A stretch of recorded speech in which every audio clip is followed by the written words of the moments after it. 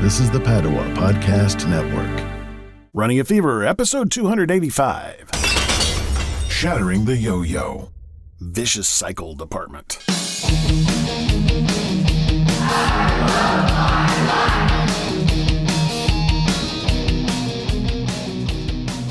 Previously on Running a Fever.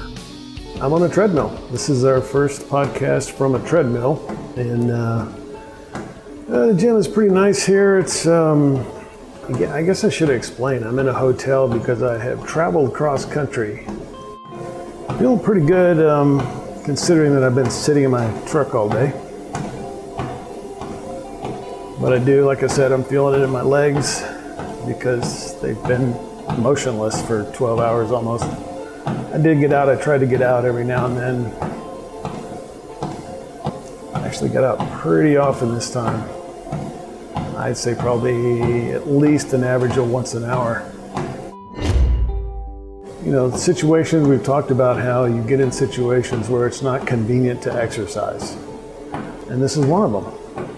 So the good thing about being in a habit of exercise is that you sort of get used to it and you look for it, and if it's missing from your appointed time, then you miss it. And so that when you get somewhere and it's Friday and it's time for me to walk, so I haven't walked all day, it's time for me to walk, I've missed it, I don't want to miss it. So I get here and the first thing I do is come down and work out.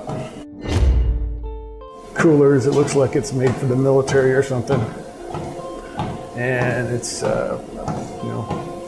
it's stayed cold all day. I put my Frescas in there and some yogurts and some shakes. So now for lunch, the day was pretty normal. I mean, I had a pretty hearty breakfast. Oatmeal, whites of 2 eggs, and 1 sausage patty. So it's like a 360 calorie breakfast or something. And so I know in a previous episode I was talking about fast food, and I looked up some of the fast foods and found out, you can actually eat, if you don't just get the super Baconator extra large meal, supersize or whatever. I'm kind of mixing my fast food restaurants there, but so I found out that Wendy's chili, I got a large chili. I think that's what was on that thing. Might have been a small, but I think it was a large. And another thing is, a large chili is it's like less than $3. So it's inexpensive as well, but also inexpensive in terms of calories. So yeah, I had a chili, sour cream, 6 crackers. It's delicious, filled me up. Of course, when you've already eaten 2 hours earlier, it's not a problem. That's the great thing about the 6 meal a day plan, is you just never get hungry. So that was my lunch, and so yogurt for the snack, and then shake for supper, and counted up a little over 1,000 calories. I think it's probably about 1050. I'm counting 350 for the lunch. It might be less than that, but I'm just estimating. I don't have my usual notepad and everything, so I'm not keeping that close a track. Welcome to Running a Fever. My name is Michael Davis. This is a podcast about fitness, diet, and medicine. And the goal is to live a long, healthy, happy, active life right up to the very end. If that's what you want, you're in the right place. Gotta love my life. I gotta love my life, like all of my friends said at the beginning of the introduction to the show. Love your life. Episode 50 is what we're reviewing here today. It's a real good example of adapting to circumstances in order to stay on my health journey and maintain a healthy lifestyle. I have a tendency not to be adaptable. I want, to not do something if I can't do it the same way I always do. I just don't do it. But I was able to break out of this by finding a place to exercise. And in this case, I got on a treadmill, which I had rarely done in the past. I also maintained my healthy diet on the trip by taking what I needed with me and learning how to eat healthy even at Wendy's. I can't express how powerful this concept is. Things always come up in life that interrupt the plan. They tend to break good habits, but they can be the turning point between a good habit and a bad habit. But if I can adapt, each time I'm able to do that, I gain more strength in my ability to continue on and become more prepared for threats to my good habits that will come in the future.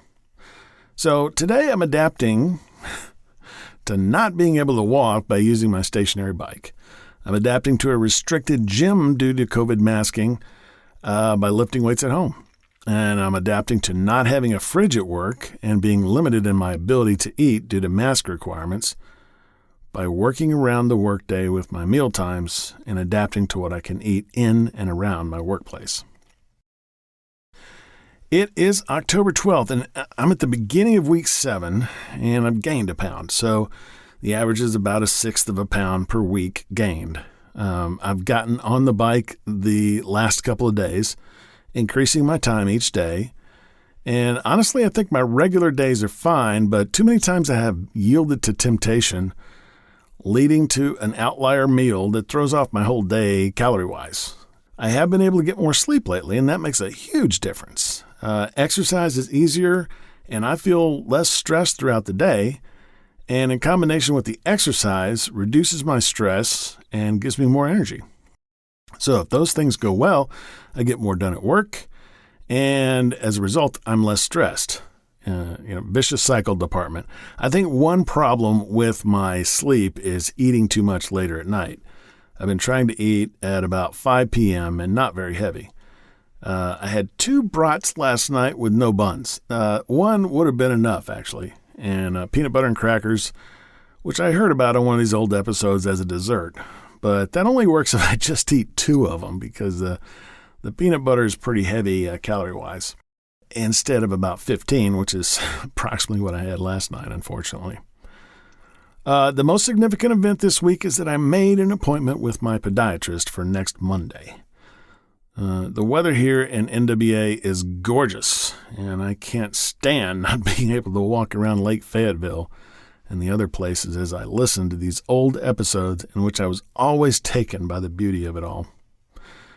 So I look forward to some good results from that. And I hope this episode's been helpful to you. And if you got the fever, keep it. If you don't, go out and catch it, and I'll talk to you next time on Running a Fever.